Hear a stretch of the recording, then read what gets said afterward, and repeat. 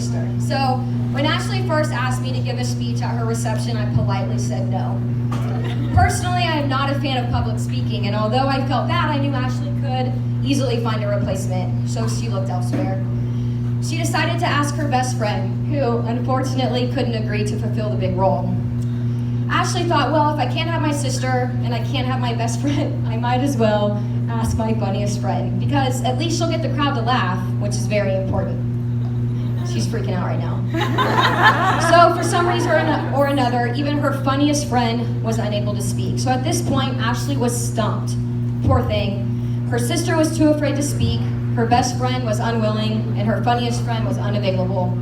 So at this point, she agreed to ask her prettiest friend. She thought, at least, even if she doesn't say much, she'll at least look good on stage, right? So she calls up and asks, hey, is there any way you can speak at my reception? I said, Ashley, this is the 4th time you've asked me to speak at your reception. Fine, okay, I'll do it. So, here I am. But she was like, what the heck is going on? So, in all seriousness, Ashley and I are so much more than sisters. We are truly best friends and have lived together by choice for the majority of our adult life. So if you were to ask me 4 years ago if I saw Ashley settling down anytime soon, I think we would both answer, no way. Ashley was such an independent and free spirit, and although she dated, she enjoyed the single life. So I knew, literally 2 weeks after she started dating Mo, that when she came to me and started talking about future plans, started talking about getting married, settling down, you'd probably think that I thought she was crazy. But I believed her. I knew that this guy was something very special. And here we are now. So, I got to see firsthand how much of a better person she became with Mo in her life.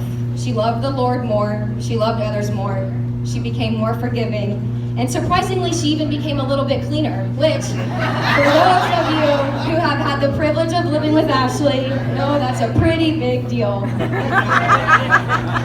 Ashley is already an extremely loving and naturally happy person, so seeing her even more happy only solidified that she had truly found the one that her soul had longed for. Seeing how Mo has interacted with our family, with my husband, and how happy Mo was to have another sister in his life, the night of their wedding was something very special. So before we raise our glasses, now it's time for some marital advice, seeing as I am an expert of 14 months. Everyone always says to love each other unconditionally, to not go to bed mad at each other, which you will probably do, and that's okay.